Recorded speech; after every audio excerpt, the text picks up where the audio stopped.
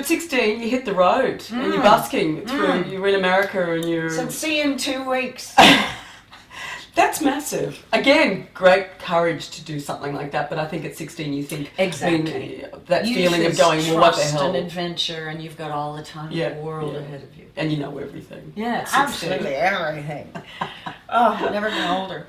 But what an extraordinary time. I mean, you when I think about your music history over there and the journey that you've had, I mean, the people that you work with and that you were backup singers for, I mean, we were talking about Donna Summer and Cher and something. That must have just been quite extraordinary experiences, because those people at the time, they were the biggest in the world, the biggest artists in the world.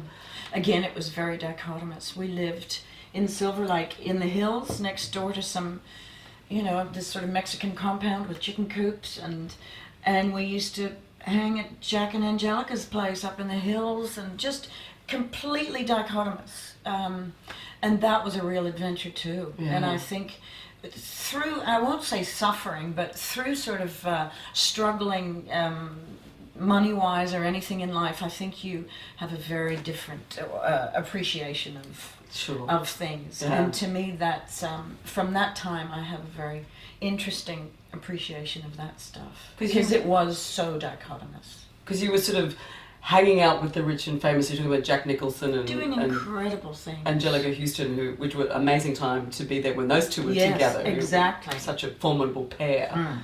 But you were, selling jewelry and cupcakes, trying to make ends meet. So you're going from Hollywood Hills down to... That's right, from the chicken coops up to Jack and Angelica's to look after it for a week. While they're in blah blah. Yeah. And very strange, but incredible adventures when you did come from the Silver Lake Hills to do stuff like that.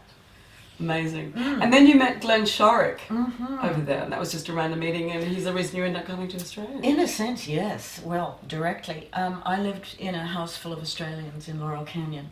Used to live very vicariously. Yes, it is, in these wonderful old houses. Lots of Australians used to tell me a lot about Australia, and all these Australian things were flying about, and it was just very interesting and wonderful at that time. And I used to meet a lot of traveling bands because everybody was friends. So Australian Crawl used to come through the house and drag us to, concerts, etc. I found myself one night with some friends at the Greek Theatre, which is a huge coliseum in LA, and watching the Little River Band.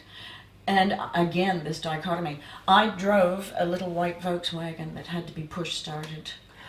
So within 2 hours, this gorgeous singer that I'd just watched on stage from the heavens, down there in the lights, was pop-starting my Volkswagen for me, and then running behind and jumping into the back seat saying, "Great, where are we going? Those limousines can go there. I'm going with you guys." And we've been solid friends since. How gorgeous is that? That's great. Well, at least in the canyons they had hills. Exactly. Get a bit of a running start. So it's true. Park on a hill. It took me years to go.